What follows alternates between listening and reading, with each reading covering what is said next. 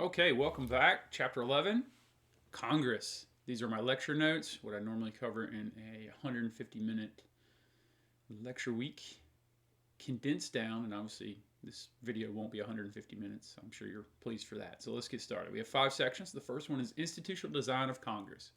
Congress was, I guess you could say, the cornerstone of the new republic established by the framers of the Constitution. So if you think back early in this course when we covered the Constitution, it laid out how Congress would work, its structure, and it remains to this day obviously a very integral part of governance on a federal level.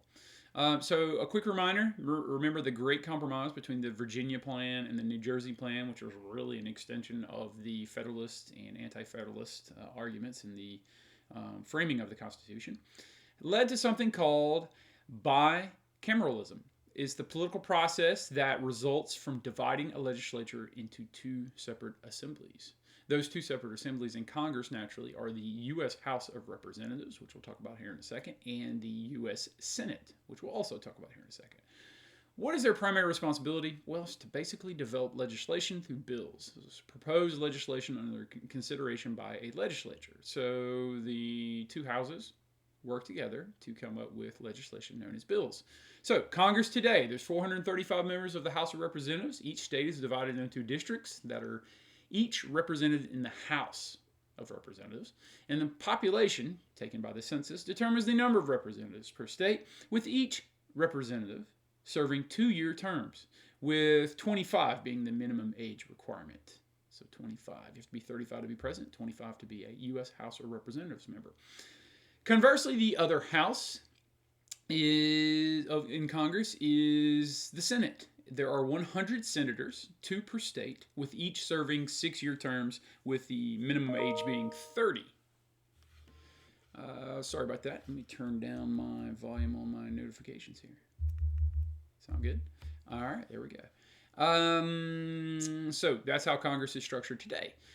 Now, what they have is something called apportionment, equal portions method, the process by which seats in the House of Representatives are distributed among the 50 states. We touched on that briefly before when we talked about the number of representatives, they're basically divided into districts, and then the population determines who gets what. So naturally, South Carolina has some representatives, but it's less than, say, a more populous state like California. Constituency, it's the body of voters or constituents represented by particular politicians. So you live in someone's congressional district, that you are their constituent. They represent you. Same thing with senators. Enumerated powers. So Congress has some different kinds of powers. So there's what we call enumerated powers, implied powers, and inherent powers. Enumerated powers are the powers given explicitly to the federal government by the Constitution to regulate interstate and foreign commerce, raise and support armies, declare war, coin money, and conduct foreign affairs. So those are explicit powers given to the legislative branch in Congress and the 2 houses by the U.S. Constitution. Now, it gets a little murkier, and some debate comes about when we talk about implied powers, which are powers not specifically detailed in the U.S. Constitution, but inferred as necessary to achieve the objectives of the national government. For example, it was hard for the Founding Fathers to see things like the internet being something, and so Congress has to figure out how to be involved or not involved in relationship to the internet as it relates to, well, modern day. This is being recorded in the fall of 2020, modern day terms. So there are some implied powers there. If it's in the best interest of the federal government, Congress may act. Now, some people will disagree on what is in the best interest of the people versus the best interest of the federal government. So there can be some debate here. There's also inherent power. That's powers that neither enumerated, expressed in the Constitution, nor implied, but assumed to exist as a direct result of the country's existence. Even murkier waters here, inherent power. Now, basically, we all have oversight. We have oversight as voters. There's oversight between houses of Congress. There's oversight over branches of the government. The Supreme Court has oversight on legislation to see if it's constitutional, which limits the implied power, inherent power. If Congress oversteps its bound, Supreme Court can have oversight. What's oversight? It's the right to review and monitor other bodies, such as the executive branch. The House of Representatives, for example, oversees impeachment proceedings, if necessary, of a president. So that's oversight of the executive branch. Congressional elections, moving to Section 2. we're going to be very brief here because, well, we've had a whole chapter on elections. We covered Congress there as well. Just remember that there's something called incumbent advantage or incumbency effect. That's entrenched members of Congress that are hard to unseat. Usually when they get up there, they have advantages like financial advantages and established network and political capital. It's hard to get people out of Congress. Congress has about a 13% approval rate and about a 97% reelection rate. That doesn't make sense. Surge and decline theory, a theory proposing that, it's a misprint there, that there's a surge of stimulation occurring during a presidential election, which is, if we're in the fall of 2020, we are literally a week away from voting when this is being recorded. This is in late October. We're a week away from the presidential election. That has a fervor. That has a lot of excitement. That subsides during midterm elections. So whoever's elected president, 2 years from now, they'll be in the middle of their term. There'll be another election because congressional members serve 2 and 6 year terms, and they're staggered. So basically every 2 years there's a huge election. But some of them are bigger than others, especially if it's a presidential election like we're going through in 2020. It has a lot more excitement, a lot more eyeballs, a lot more ears than, say, midterm elections. So that accounts for the differences we observe in voter turnouts and results. Moving along. Hope you guys are having a great day as I reset this. Section 3, Congressional Representation. We talked a little bit about that, how it's broken down. But representation is an elected leader's looking out for his or her constituents while carrying out the duties of the office.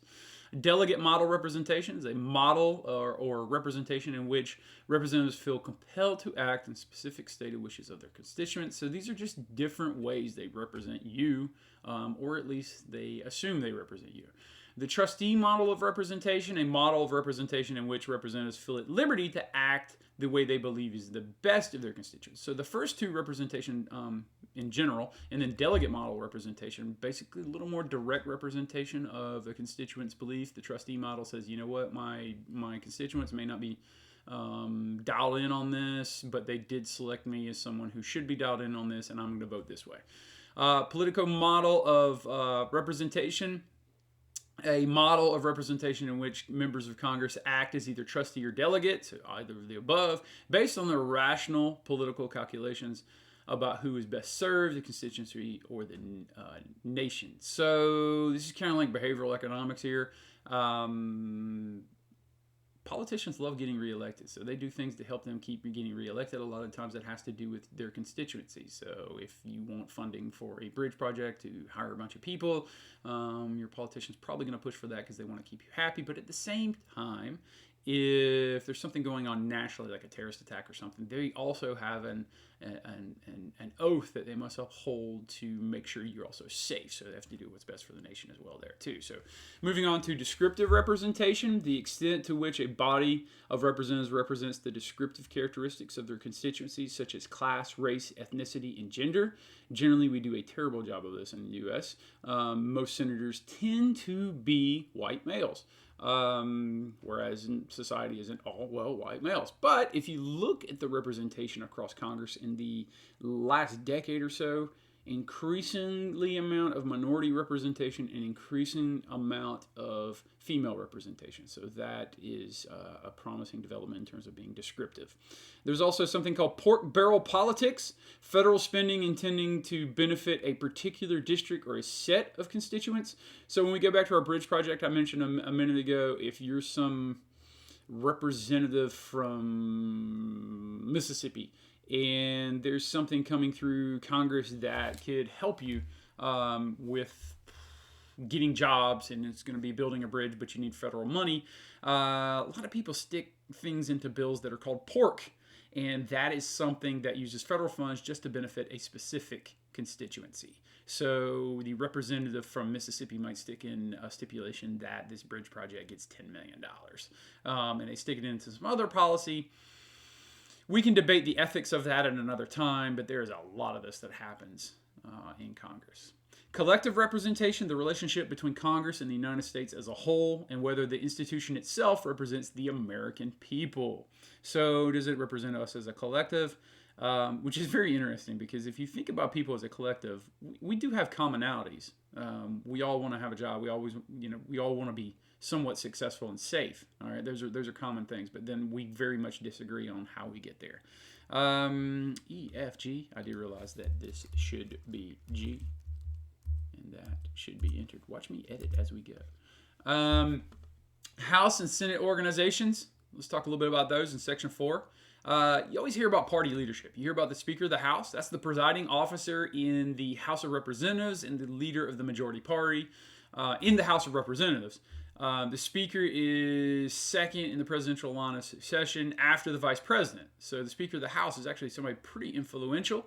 As of October 27th, 2020, hate to date my lectures, but I have to here. The House of Representatives is controlled by the Democrats, so the Speaker of the House is going to be a Democrat. That person here at the moment is Nancy Pelosi. So you've got Donald Trump as president. You've got Pence as vice president, and then you've got Speaker Pelosi as Speaker of the House. So that's technically the line of secession. Now, the Senate majority leader is appointed by the party to represent the interests of the political party in the majority in the Senate. It's Mitch McConnell at the moment. The Senate is at the moment held by the Republicans. We have an election in a week. All this could change. House, Senate, presidency, all that can change. It's a big election coming up. Minority leader is the party member who directs the activities of the minority party on the floor of either the House or the Senate. So if you don't have the majority in the House, you do have a minority leader. Right now, that would be a Republican. The House minority leader is appointed by the party to represent the interests of the political party and the minority in the House. And then you also have a Senate minority leader, which is currently the minority in the Senate is Democrats, and the Senate minority leader appointed by the party to represent the interests of the political party and the minority in the Senate. Give us a week with an election. All this could change. None of it can change. Some of it could change. Again, this is being recorded on October the 27th, 2020. Next Tuesday, we're going to have an election, and a lot of this will be determined as to who's in the party leadership, who's in majority roles, who's in minority roles. It's very interesting. There's also someone called a whip in both the House and in the Senate. It's a high leadership position whose primary duty is enforcing the voting discipline in chambers and the conferences. So the whip basically goes around and makes sure Democrats vote how Democrats want to vote, Republicans vote how Republicans are going to vote, and if someone steps out of line, doesn't vote the way they want to have them vote, or heaven forbid, votes their conference, they're going to get a meeting from the Democratic whip or the Republican whip in either the House or the Senate. Keep in mind, a lot of these people are there because of the parties, and the parties want you to vote a certain way, so the whip will, ding-dong, pay you a visit. The president pro tem is the senator who acts in the absence of the actual president of the Senate, who is actually, so the actual president of the Senate is the vice president of the United States. The president pro tem is usually the most senior senator of the majority party. Right now in the Senate, the most senior member of the Republican Party who's in the majority is Chuck Grassley, a senator from Iowa. Who knows, that might change next week as well. He is the president pro tem. Should the Democrats take the Senate, they would then appoint a senator, not a House of Representatives member, but a senator who is the most senior to be president pro tem of the Senate. If that wasn't confusing enough, let's move on to committee work. Select committees, a small legislative committee created to fulfill a specific purpose and then disbanded. It's also called an ad hoc committee, special committee. For more detail on which one of these things are select committees, see Table 11.2 for Congressional Standing and Permanent Select Committees. These are kind of big-time committees. Standing Committee, that was mentioned just then, is a permanent legislative committee that meets regularly. Things like Judiciary, things like Homeland Security in the House of Representatives, things like Foreign Affairs in the Senate, etc. Joint Committee is a legislative committee consisting of members of both chambers that investigate certain topics but lacks bill referral authority. So they don't make laws, but they do examine the procedures that are happening in both the House and the Senate to make sure everybody's playing by the rules. That would never get political, right? No way. A conference committee is a special type of joint committee that reconciles different bills passed by the House and the Senate, so that a single bill results. So we're going to talk about here in a minute the legislative process, but a conference committee has Republicans and Democrats from both houses that, let's say we're trying to pass a health care law. If the Democrats control the House and the Republicans control the Senate, there are going to be some significant differences in their approach to health care. The role of the conference committee is to get into a room, put the two plans beside each other, and try to find a compromise. That's what a conference committee does. It's a joint committee. It's a type of joint committee that has a conference based on legislation. So keep in mind, the joint committee itself doesn't have the ability to refer a bill, but a conference committee basically edits the bill so that members of the House, members of the Senate can come to a compromise on a single bill. Now, the legislative process itself, the traditional process by which a bill becomes law is called classic legislative process. Again, see figure, so before it was table 11.2. See figure 11.2 in the reading for an in-depth look at the process. It's actually kind of convoluted because it has to go through both the House, typically the House and then the Senate. It has to go through the House, then it goes through the Senate, then it gets in a conference committee, which is a joint committee that edits it out. Basically, this is a oversimplification and certainly not holistic. Basically, legislation is drafted either by a senator or by a think tank, and it's presented to a senator. Then a senior senator usually introduces it on the floor of the House. It goes to the House committees that edit it and make different suggestions. Then it comes back to the floor and is debated and amended in both houses of Congress. So it goes through the House, then it kicks over to the Senate. The Senate looks at their draft, it's introduced over there, committees look at it, they debate and amend, and then you basically have two different versions of the same bill, which are, sometimes pretty similar, and sometimes this moves more quickly. It's like a declaration of war or something. It moves pretty quickly.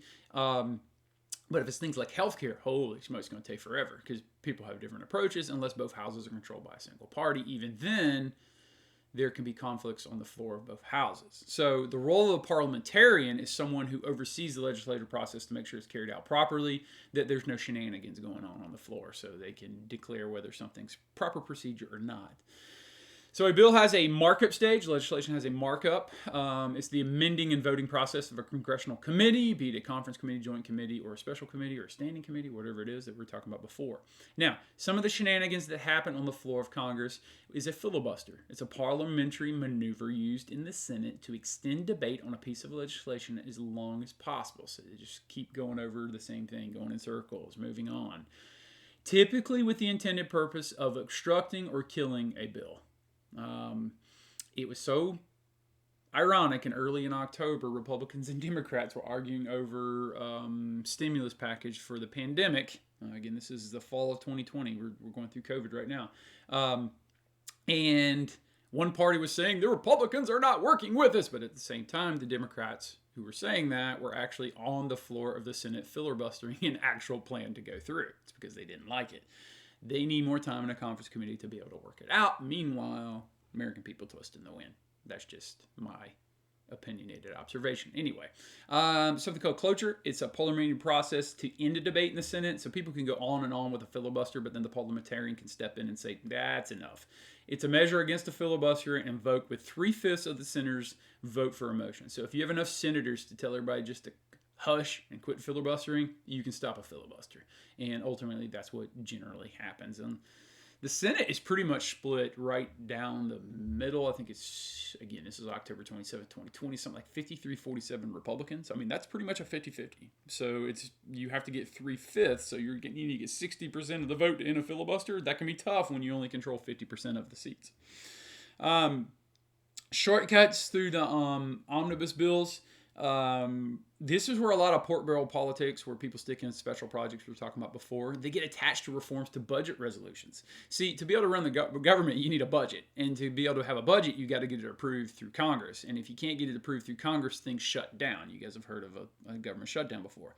So a lot of people stick their special projects, special interest type things into a budget resolution, and they forces a yay or nay vote because you can't, they have shut down the government, but you can't continuously shut down the government. So a lot of people play games, which ethically you probably shouldn't, with a yay or nay vote on a budget by sticking in a bridge project in Mississippi. They tag it on to the whole package, and if we have to pass it to keep the government running, to keep our parks open, that type of thing, it gets stuck in there, and people just vote for it just to keep everything open, and it actually gets passed that way, which is a little shady if you ask me. Awkward way to end the legislative process, but honestly, when we're talking about Congress, let's face it, things are shady. You guys need to be diligent as constituents. You need to hold your people accountable and be informed. Thank you so much for watching this lecture.